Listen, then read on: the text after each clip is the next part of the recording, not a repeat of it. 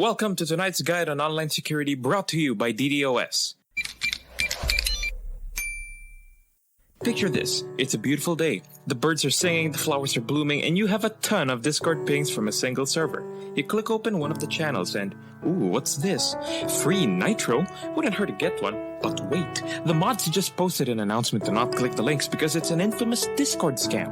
Damn it, it's the third time this week. Doesn't this make you wonder why there are so many Discord Nitro scams? Or why there are so many sketchy anime websites? Or why there are so many links in YouTube comments that say, get rich quick by clicking this link?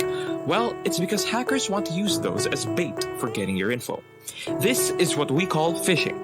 Basically, phishing is where the scammer tries to get your information, such as account credentials or credit card numbers, with the use of bait, like money. To get this bait, they use social engineering, which helps them predict how you would act and how you would think.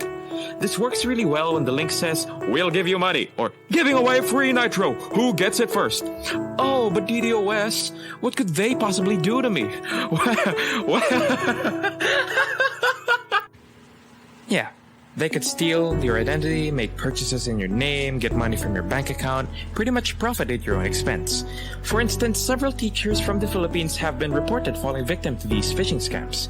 One of them had 200 grand stolen from them. Another had their savings of 120,000 pesos drained, until only a mere 2,000 was left. It is also worth keeping in mind that phishing links aren't just seen on social media.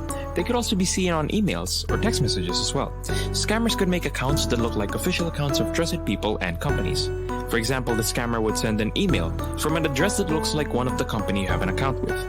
The email will say that there was a security or payment issue with your account, and that you will have to send your account credentials through a link they sent you to get the problem fixed. This link may look like an official link from the real company, but it's not.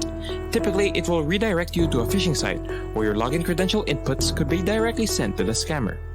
Other scammers use different bluffs, like including a fake invoice, convincing you to download something, or even baiting you with a coupon, certain refund, or a payment. With these traps set up, all the scammer has to do is wait for someone to fall for it. A way to avoid falling victim to phishing is to simply have common sense and carefully assess the details of the message.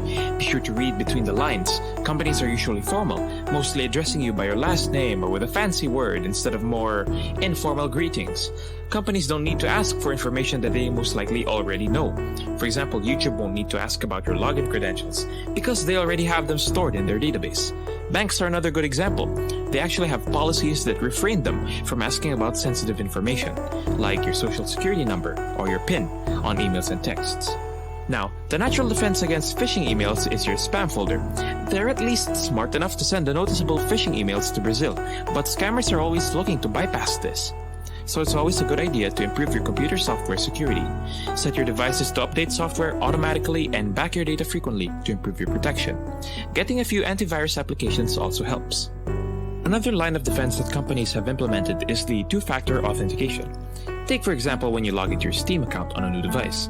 Steam will send you a verification email before you are able to access your account on that new one. How this works is that you need to copy and paste the verification code from that email into Steam. Notice how they don't send the link. This is done to prevent scammers from faking these emails. This two-factor authentication system works as a great safe, so be sure to apply it on as many accounts as you can. That's it for the video. Thanks Wait! D.D.O.S? Yes, little boy? I clicked on a link to get free Robux and now I'm locked out of my account.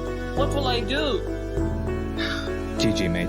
Common signs that you've been phished include getting locked out of accounts, sudden password reset prompts, spam email, and even identity theft. Well, if you really do suspect that your account has been phished, the best course of action is to disable all of your compromised accounts. Replace your passwords, cancel your credit cards, or deactivate your accounts entirely. Scan your device for any viruses or malware, as most phishing attempts will also try and download something sus onto your computer. Accounts hacked via phishing might also uncontrollably send phishing links to your contacts, so you have to inform your peers about this to avoid any further damages. Lastly, report this scam to the cybercrime authorities.